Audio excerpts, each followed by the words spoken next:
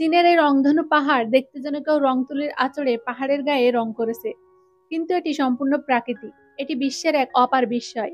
এখানে পা রাখা মাত্রই পর্যটকদের চোখে ঝলসে ওঠে বিভিন্ন রঙের বাহারি পাহাড়। পাহাড় বলতে আমাদের চোখে ভেসে ওঠে রুক্ষ ধূসর ভূখণ্ড, কিন্তু এই পাহাড় বিভিন্ন রঙে রঙিন। উত্তর চীনের গানসু প্রদেশের লিনজে জেলায় 400 বর্গ কিলোমিটার এলাকা জুড়ে রয়েছে এই রংধনু পাহাড়।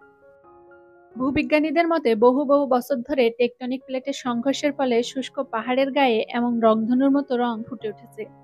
টেকটনিক প্লেটের সংঘর্ষের ফলে ভূগর্ভ থেকে বেরিয়ে এসেছিল শিলাস্তর। এই পাহাড় তৈরি হয়েছে মূলত বেলে পাথর দিয়ে। বালি পাথরের জমাট বাঁধার সময় তাতে মিশে গিয়েছিল বিভিন্ন খনিজ। ভূবিজ্ঞানীদের মতে এই পাহাড়ের মূল রং লাল টকটকে, তার উপরে ক্রমে জমেছে অন্য রঙের উপাদান। ক্রমাগত এই রঙের পরিবর্তনে এই পাহাড় তার বর্তমান রূপটি পেয়েছে। হিমালয় গঠন শুরুর অনেক আগে থেকে এই পাহাড় তৈরি হতে শুরু হয়। এটি তৈরি হতে সময় লেগেছিল প্রায় 24 মিলিয়ন বছর। 2010 সালে এটি ইউনেস্কোর বিশ্ব ঐতিহ্য তালিকায় অন্তর্ভুক্ত হয়।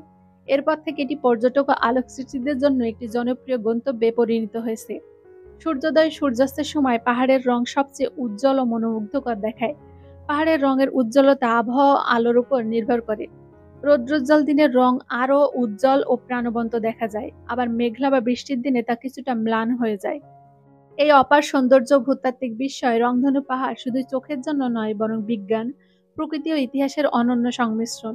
এটি প্রকৃতির এক অসাধারণ শিল্পকর্ম, যা একবার দেখলে মনে গেঁথে যায়।